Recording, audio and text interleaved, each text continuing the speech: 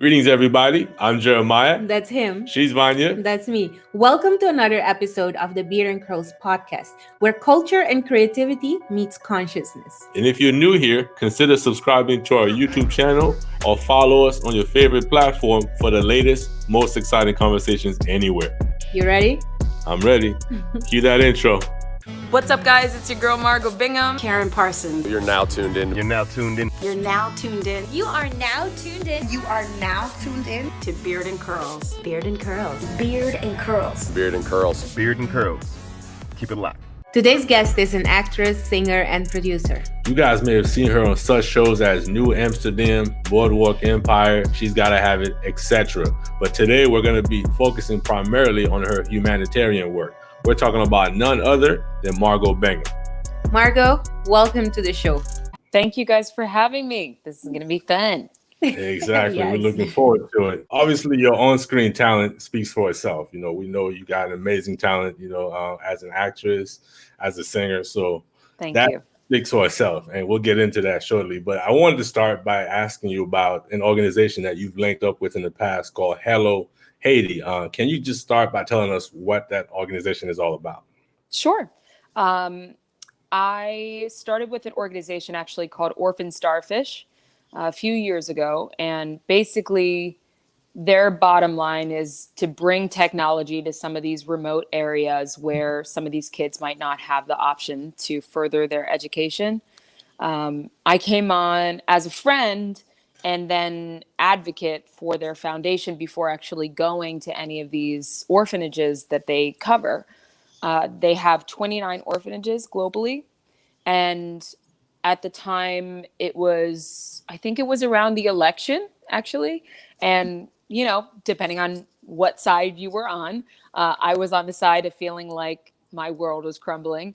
And I didn't know what to do with that pain and anger and helplessness, that feeling of feeling like I want to do some good and put my voice and my body and my soul into something that could actually change for the good.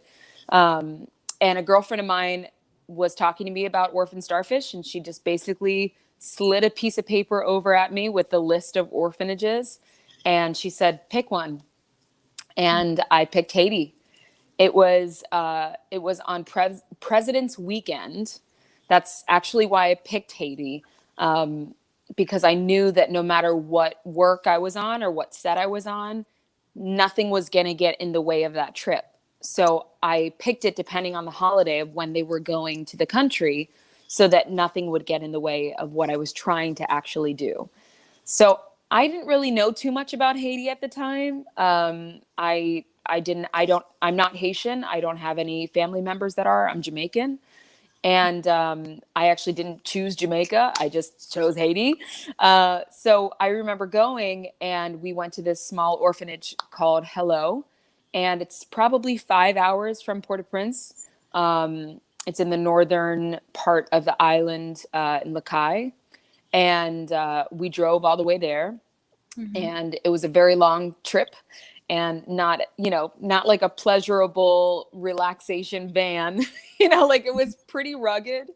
And, but we got there and it really didn't matter because we just got to see the kids and the babies. And I was just completely in love and infatuated with these kids. And to be able to see an orphanage that literally houses them and then schools them, bathes them, feeds them, everything from when they wake up to when they go to sleep to while they're asleep. This orphanage, it covers all of it. So it was nice to see that these kids were well taken care of and that they were happy and that they were really following and furthering their education thanks to Orphaned Starfish. But to see this partnership, I was like, I really need to be able to help this somehow. So hopefully I have over the last 5 years. I keep in touch with the kids all through quarantine. I've been talking to the kids once a week, it's, wow. And now the founder is actually, she might've officially just moved to Haiti.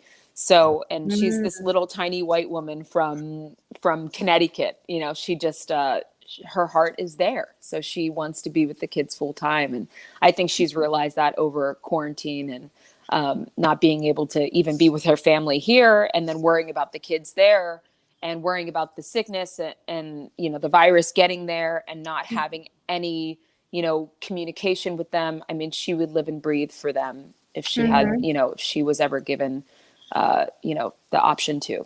Right. And I'm glad you brought up the kids because I wanted to follow up on that. So you said you still keep in contact with the kids. What does that mean to you to have that connection with them? Oh, I can't imagine not having a connection with them now. I'll follow their lives forever. If these kids want to go to university in the US, like I'll make that happen. I will find a way. If they can get a scholarship here and study music, or some of them want to go into theater, maybe some of them want to go into photography. There's an amazing videographer that has been like killing it over quarantine. They've been making this TV series that they've been working on, and the editing is like literally out of control. It's so good.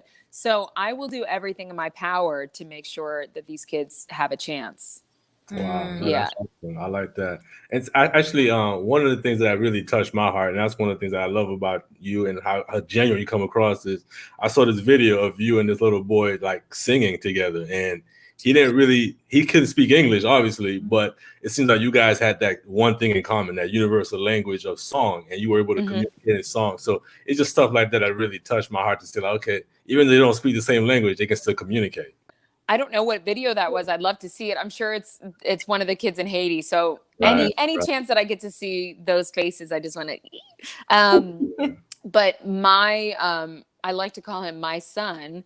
He is he's now 12, and I can't believe it. But when we first met, like when you go to these orphanages, you don't know what to expect. You don't know what your first reaction is going to be, what their first reaction is going to be. Some of these kids have been abused, both physically and emotionally neglected. Some of these kids have been sexually abused. So you don't know what you're going to get from, their initial interaction and introduction with you. And there's no shame if they need some time.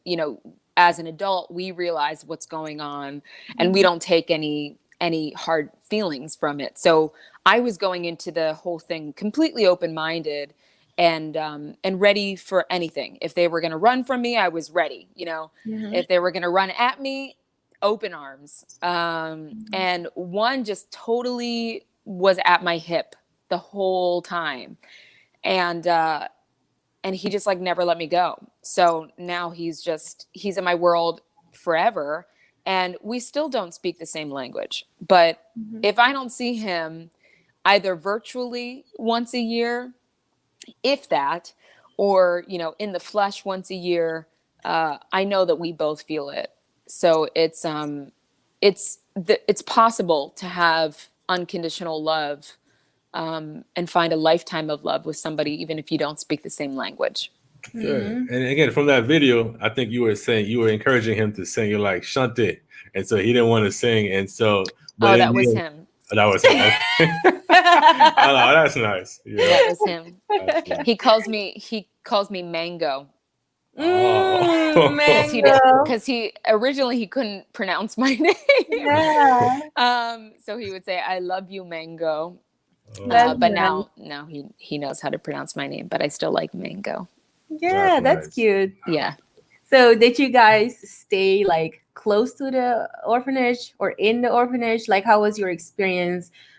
Also like the day-to-day activities. I'm not going to lie. It's not super glamorous. We weren't going out to restaurants and trying food or anything. We basically woke up, had coffee. We stayed at the pastor's house. It was right down the street. He had a bigger house, and there were a few rooms. So the women of the crew bunked up with each other. There were a couple bunk beds and stuff. Not running water, not working lights. There was a generator that their house runs on. So we had light in the evening, and in the morning you don't really need any kind of light, but in like the bathrooms and stuff, you did need light because it was pretty dark in there. And then at night the mosquitoes came out, so you really needed light to kind of like escape those. But in the morning we would wake up, we would have our coffee. When we were in town, they really pulled out all the stops. They had, all the cooks working and all the women working to clean up afterwards. And they made us amazing breakfasts, eggs, and they had rolls that they went and got out and bought, and always a kind of fruit, usually mango, which is my favorite. And it was appropriate for my name. Yes. And but it was always super fresh. The fruit was so incredible. I could just eat a whole bowl of fruit. And then we would go to the orphanage. We'd usually have lunch with the kids, which was always just like rice and beans or some kind of grit, something easy and cheap to make for all the kids so that everyone can eat.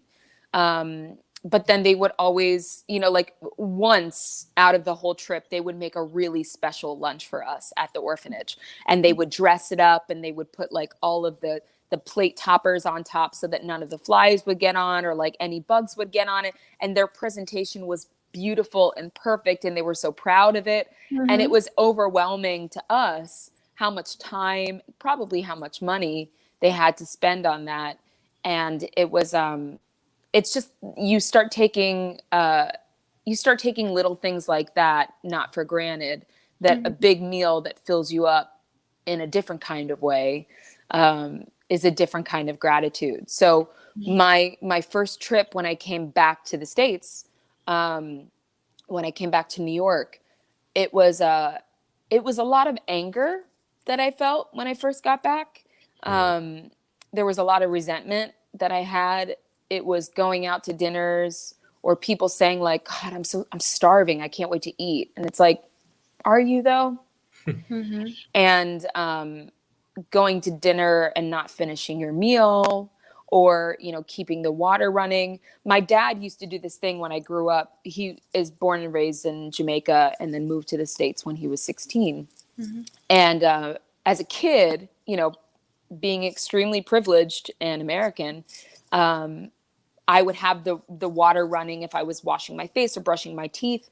My dad would come in and say, don't keep the water running. Turn it off when you're not using it. And I was like, oh God, like he's so bossy and annoying. And this is like so medieval. Like, just let me brush my freaking teeth.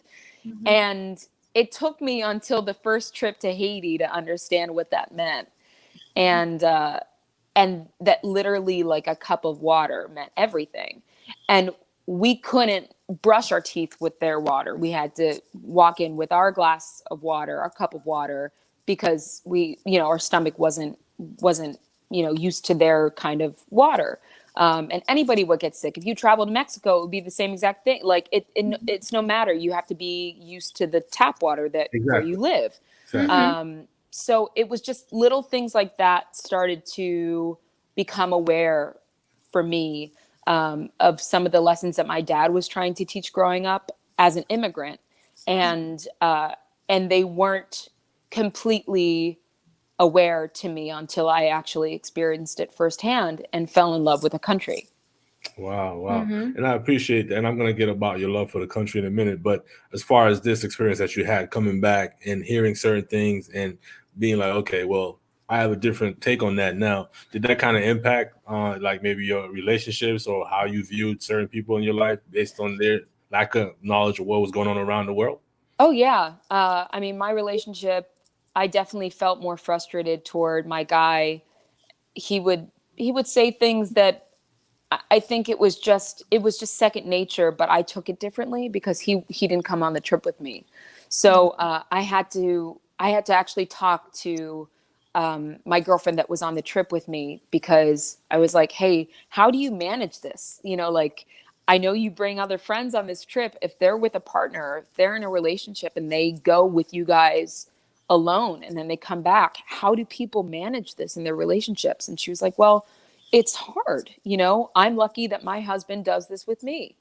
But sometimes relationships, this might just be your thing, Margot. And I had to kind of wrap my brain around that and say, okay, it's not bad if this is just my calling. This is my calling, and I can't blame the person that I love just because it's not his. This is something that I can have for myself. And for something that I love so much, I love sharing it with him. I love sharing the stories with him. Over quarantine, he was able to meet a lot of the kids that I always talk about in real time. But that trip is very sacred to me. So it's something that I had to kind of either accept or really cave in to the fact that I couldn't live with it. And then obviously I would have had to have ended our relationship, which that wasn't worth it to me. I understand. And so I wanted to kind of go back to what you mentioned a little while ago as far as having love for the country. So I wanted to hear a little bit more about why you felt like, this was the happy place, and anything that you can share about what you learned from the culture. Well, the second that you step foot on their land, and it truly is their land because the country fought for it and they won, you feel that empowerment.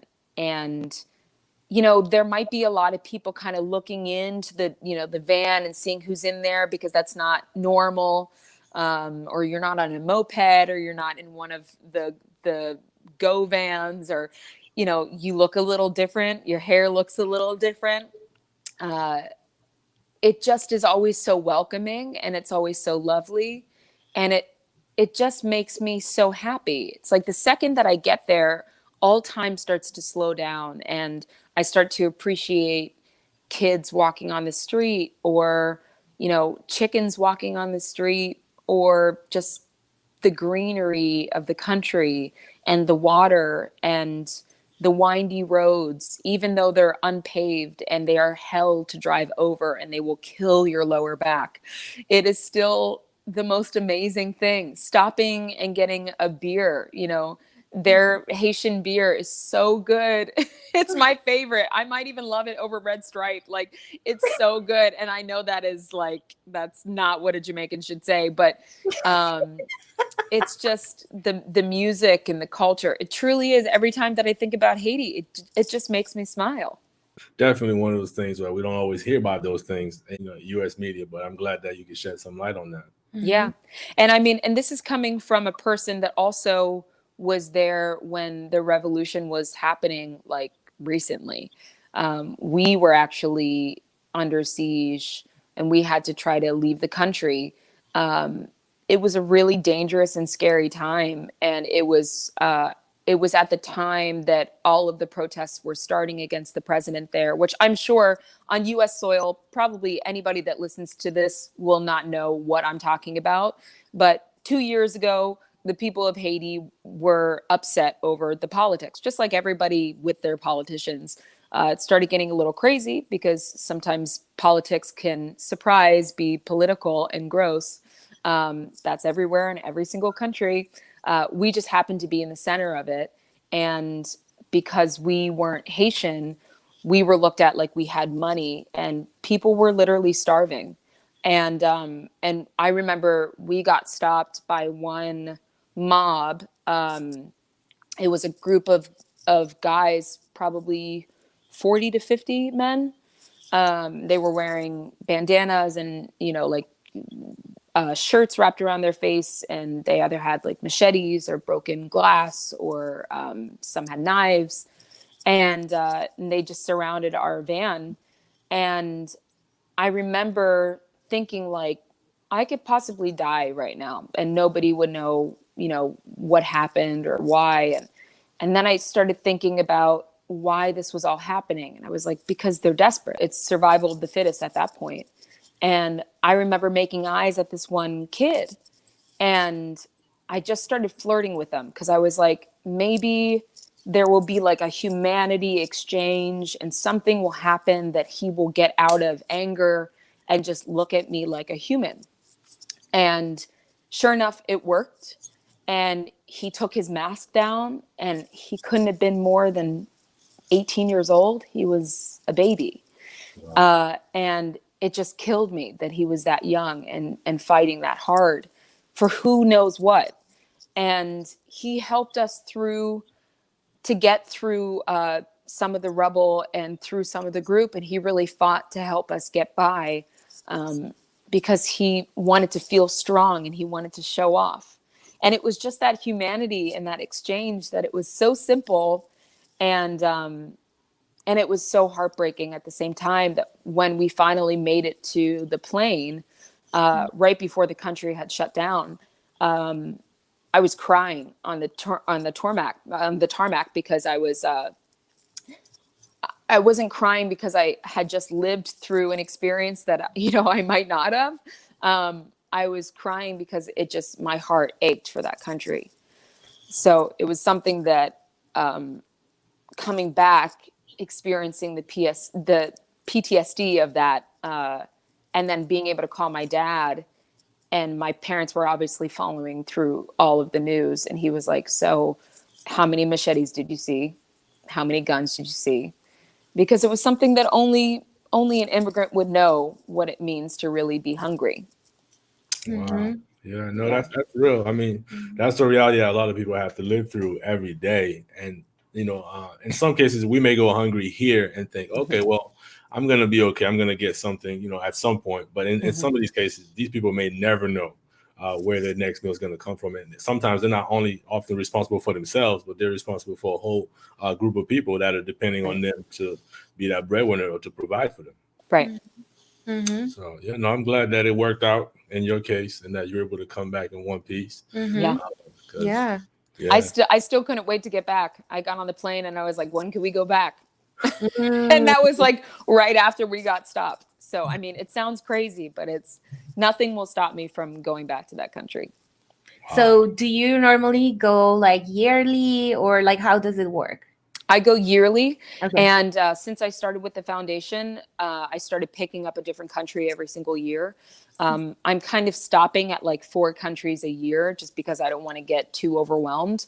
So next year I'll be going to, hopefully, we don't know what's going to happen, but hopefully I'll be going back to Haiti.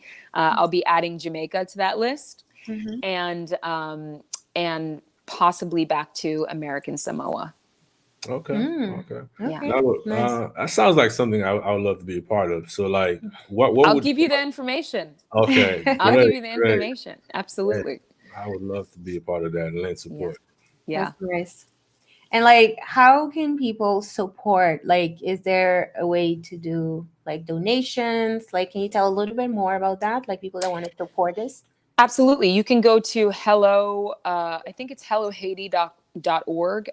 It might just be hello.org. And if you just look up HELO Haiti, HELO Haiti, you can give, and you can even sponsor a kid. It's $95 a month. It is not a whole lot of money. It's basically a very nice dinner out. If you can take that away from you for 1 month, you can support him for a whole month of schooling, food, clothing, bedding, all of that. So that's really good. And I know that it goes directly to the kids, and you can also see who you want to sponsor. And for Orphaned Starfish, you can go to osf.org and donate there as well. We just had their big gala the other night, and we were successful, but they've obviously been struggling, and they have 29 orphanages to cover. So it's a lot of kids. Yes. So on the large side, Orphaned Starfish is an amazing organization. On the small side, organizations like HELO are amazing. But I always kind of encourage people that if you choose to donate to something, really look into the company and try to see to the best that you possibly can, see where it goes, instead of just taking somebody's word. Really do the research. And for these 2 organizations, I know that you'll be able to find some really good research on it. Yeah, definitely. Like you said earlier, if you do that, where the funds are going, where the money's going, and different things like that. So I like that. Thank you for sharing that, because I think even when people cannot go themselves, they can also always support financially, and that's making a huge impact too. So there are different ways to support. So I'm definitely Absolutely. And nothing is too small. $25, if that's all that you can give, that's okay. I did the HELO Haiti gala virtually while I got to go home and see my parents, and my grandparents were there. And, 2 Jamaicans born and raised in Jamaica, they were super touched by the stories and everything, and they wanted to give. But I know that my grandparents don't work right now. And there's no shame in that. They're at a great age. They worked super hard to get their kids the education and the US passport, and they were able to, and they have quite a legacy to leave behind. But I just kind of reminded them, I was like, even if you give $15, it's still $15. You're still giving to something. And that's still a really, really big thing to be proud of. Definitely. I think every little bit helps. Every little bit will go towards making the difference in the life of someone. Absolutely. And so I wanted to kind of talk about something you just kind of touched on. When you've gone out there, do you also perform and kind of have performances for the kids? Well, my mission and basically my requirement of the company is to go to these orphanages and build recording studios. Okay. So the problem, it's not a problem, it's just growing up. The issue that these homes run into is that these kids start to become teenagers, and they don't like the word orphan, as you can imagine, because who wants to be an orphan? So they hate that label, and they want to leave. They don't want any part of it. They want to just like go off and try it on their own, and they want to be just like a normal human. And so you're having a lot of these 15-year-olds, 16-year-olds starting to like boys and girls, and they're starting to go out and socialize, and they hate the label. They just want to be a normal teen. And we remind them that it might be hard to find housing and schooling and food on your own without a job and being underage, and with a country that doesn't offer a lot of employment as it is. So we kind of band together and we tried to figure out what can help to keep their interest alive back at home. And one of the ideas was a recording studio. So it was my job to go there and build the recording studio. And within a day, they knew how to use the tools and the equipment. And now they're putting out albums, and they are one of the only recording studios in the area. So they're also employing themselves, and they're bartering studio time with adults and other artists in the area. And they could do something like that for like a few chickens for an hour, or, some goat milk or whatever it is, so that they can continue to eat and live and be proud of what they're doing, and then also be very successful with it. So it's really empowering to see them do that. And I know that it's kind of like a, teach a woman to fish, feed a village type of thing. We were just thinking about that right there as you were saying. I'm like, it's in a way you're like giving them something to continue to help them help themselves. And so I love that. Yeah. So yes, I do perform when I'm there, mostly to teach them how to continue to build vocal recordings or stack vocals or play with harmony or play with vocal performance. But now they're so good at what they're doing that they're just like, can you get on this hook? I'm like, okay, sure. That's awesome. So, That's awesome. Yeah. All right. Well, that's definitely a good segue to what I wanted to get into. So tell me a little bit about your love for the arts and when that actually began. I started going to arts classes when I was probably 3 or 4, with like the group dance, ballerina classes, which was like touch your toes, touch the sky, turn around.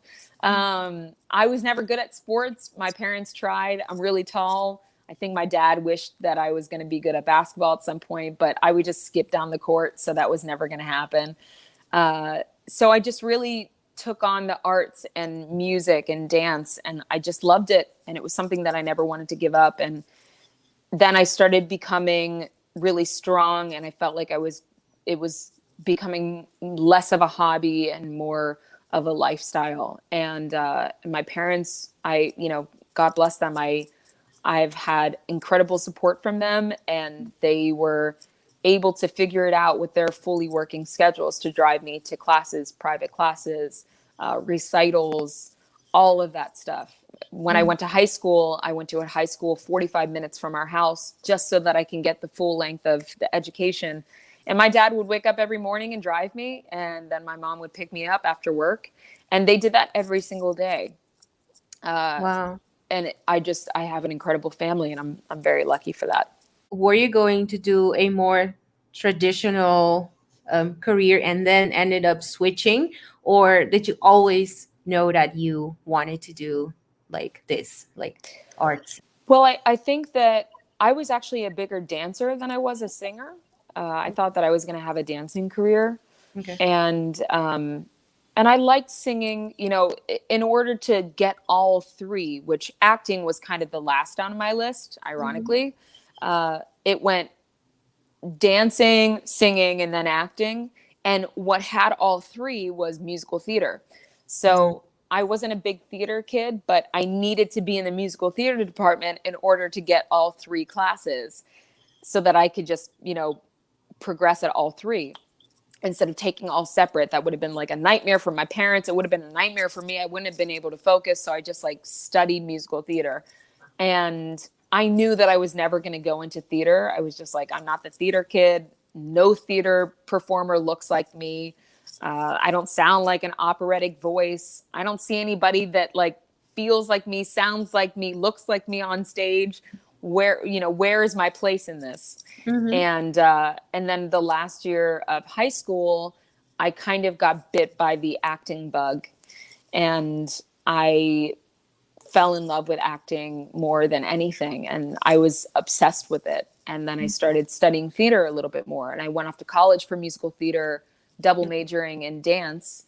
And then ended up getting injured after I left school and never really danced again.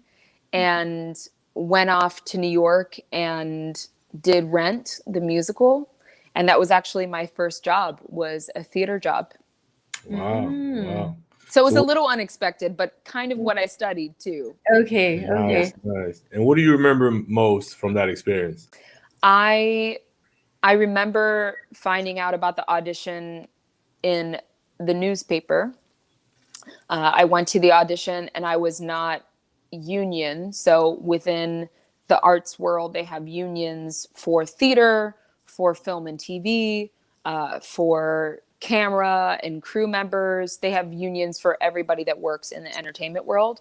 And to be a theater union member, you had to have either accrued a certain amount of shows under your belt, which in college you end up doing that, and then you can apply for your union card. But I never finished school, so I didn't have my union card. Or you could work at a job and then eventually they'll give you a union card. But I didn't have a job. I just left school. So I was a non-union actor, and I didn't even know if they were going to accept any non-union actors at the audition. So I went really early. The audition started at 9. I was there at 4. And I knew that it was going to be a long line. So I just wanted to kind of get my spot in line. And I remember my number. I was 719. And after me, it wrapped around for blocks. I mean, there were thousands of people at that audition. Wow. And I was the only person to make it into the show from that open call. Wow. What? Talk about the odds. But that it seems like is you had, awesome. Again, the talent maybe was so overwhelming that they might not even have gotten through the whole line of people that were outside. I mean, I think a lot of it at that point, to be honest, I really appreciate you, but a lot of that is luck. That is like, that's like being at the right place at the right time and just letting luck happen. Yeah. But you were very intentional about being there on time. So you really did I was. I remember I called my best friend and he was supposed to come with me, and he didn't want to get out of bed. And he still talks about it to this day. He's like, I still remember, if I would have gotten out of bed, maybe we both would have made it. And I'm like, maybe, but you didn't. So That's awesome. And how is it for you to be a creative person? What does that mean? Well, right now I'm definitely feeling it through this social distancing. I think being a creative person is a contact sport. We thrive from people's energy and touching people, being around people. We feed off of energy and humanity. And right now, when everybody's so isolated, it's really hard to be able to be yourself. I felt, the ups and downs of this whole pandemic and isolation as everybody has in their own ways. Not saying that my experience is any harder than anybody else's. If anything, it's probably easier than most. But I definitely miss my friends. I miss my crew. I miss working. I miss doing what I love to do. It's made me be more thankful and not be so quick to judge or complain on jobs where it would be very easy to complain about a lot of things. But when everything is completely taken from you, when all you do is crave it, I need to check myself before I complain ever again.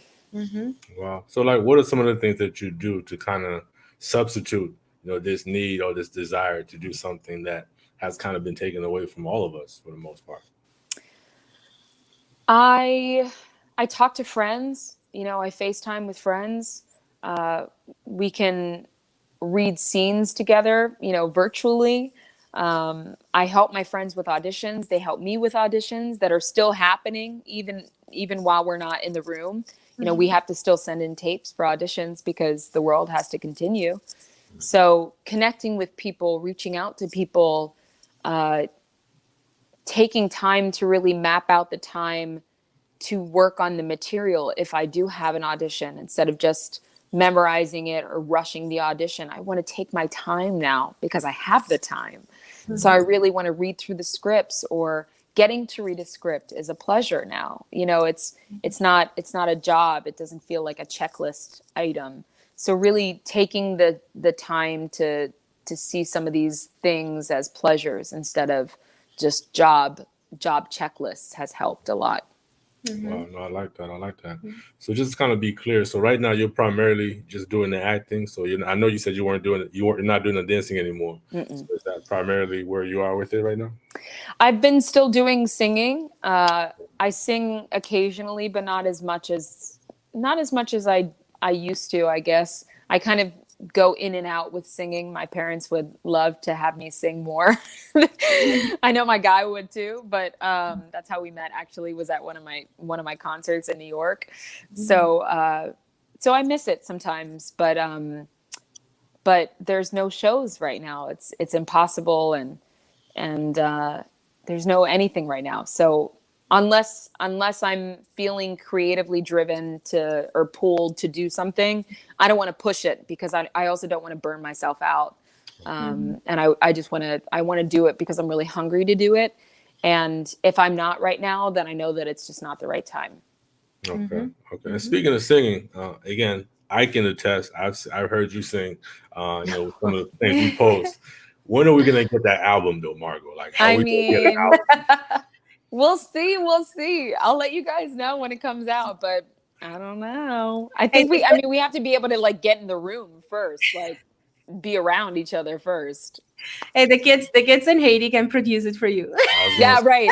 I would only be so lucky. Seriously. They're bananas. They're like so good. They're like Dre level. Like, it's crazy. That's nice. That's awesome. So what's next for you, Margot? Like, what can we expect from you going forward? The next thing that I'm really excited about is Walking Dead. I'm going to be heading down to Georgia pretty soon to start with that company. And this will be the last season of that show. So it will be interesting to be there for that last season. There's going to be a lot of characters that are still on the show that have been on the show for like 6 years. It's, when you think about it, it's season 11. These people have been together for like forever, it's because it's not just the amount of seasons that it's had. It's the amount of time that it's taken to record it, to, to cut it before it actually goes to screen. So it's a lot of these people have been there for over 7 years, some of them for over 10. So it's kind of like going into this big tribe or high school and going into a cafeteria and being like, okay, who do we sit with? Like, it's first day at school all over again. This happens. First day at school jitters happen all the time when I join shows that have been there. So it's exciting and nerve-wracking, but I think that the butterflies are a good thing. And if I didn't feel them, I would be worried. Exactly. That's that That's healthy healthy anxiety. That's that healthy anxiety. So Yeah, that's awesome. That's that's awesome. right. So, now you've been on that show before, but now you're gonna be a regular cast member, right, for this upcoming season. I've never been on that show. No, wow. you heard my voice before for 2 episodes, but I recorded that from a remote recording studio. And the person that I was speaking with, my co-star that I was speaking with, we never met. So we met over the phone, and then I recorded that, for the episode. And that was the only interaction that I've ever had with him. So I've yet to meet anyone from the cast. I've yet to meet any of the directors or anything. I mean, I am completely coming in as a newbie, even though I've already been on the show vocally. It's very weird. This is like the first time for that. I've never experienced this before. It's like I've already had my contract for over a year. I've heard my voice on TV, and I've still yet to meet anybody. So it's weird. Definitely. Yeah. Well, the rumor bug has been flying around that you're gonna reprise your role as Stephanie. So I don't know if you want to break news with us here or anything like that. And this is honest to God, I have no idea what I'm supposed to do on the show. Like, I wish that somebody would call me and be like, no, Margot, keep this a secret. You're going to be doing like, I don't know what they want me to do. I wish that somebody would just give me like a conspiracy theory and just tell me what they think that I'm going to do. I have no clue. I could just be like, I don't know. I could just be hiding in a tree the whole season. Who knows? Who knows? And without saying a word. Like, I have no idea. They could kill me the first episode. Who knows? Oh, wow. Well, I hope they would tell you that much. I don't know if they would. They could kill you the first episode. Like, this is, it might be done, one and done for me. Who knows? Oh man! But in a way, that kind of shows like a sign of respect, or like you know what? We want Margot, even though we don't know what we're gonna have her do or what the plan is. We want Margot. I mean, even if we know her in the first 10 minutes. Yeah, I mean, I guess I would take it with pride. I would go out with like a rightful death, but I don't know. Like the ultimate cameo right there. Yeah, literally. Like, been waiting for a year just to die. 2020 would have a new twist on it if that happened, but yeah. So it's gonna be interesting. So we have to check it out to see what's gonna happen with you might find out at the same exact time that I do. So Awesome. Yeah, I can't tell you anything more than that. That's all I got. Okay, that's okay. So Margot, where can someone find you online? You can find me at Margot Bingham on Instagram or Twitter. That's MargotBingham. I try to stay up to date with Instagram. I'm going to try to do better. I have incredible followers that really know me and know that I take some time off of social media. So I appreciate everyone's patience on that, but I'm trying to get better about being more involved. But I also like to just be off of my phone for like days. Yeah. So I think that's healthy. I think it's healthy too. Yeah. I think right now, like when we're all inside and we can literally just spend all day on our phones or computers and then just lose track of the hours. It's just, you got to have some kind of human interaction. And we're already desensitized from that because of the masks and social distancing, that you have to be able to have that. It's so important. So if you can't do that and you're living alone and, knock on a neighbor's door and just, sit outside or have a conversation, have a cup of coffee, go to a local coffee shop, spark up a conversation with somebody. I really hope that more people are off their phones now more than ever. And I know that that's not true. People are still scrolling through Instagram and trying to spark happiness by looking at people's lives and trying to invest in their world more than their own. But we can all find happiness in our own. We just have to do the work, and it takes a little bit longer and it's a longer road, but I really try to focus on that and putting down the phone more often than not.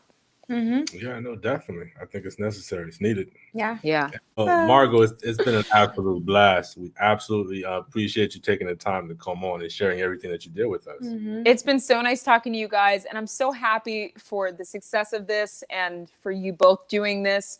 This just means a lot, from a curly girl to another curly girl. Yes. It's just, it's awesome to be here with y'all. Well, there you have it, folks. That's our show for today. Thanks again for tuning in. And as always, like it or not, Beard and Curls is the new his and hers.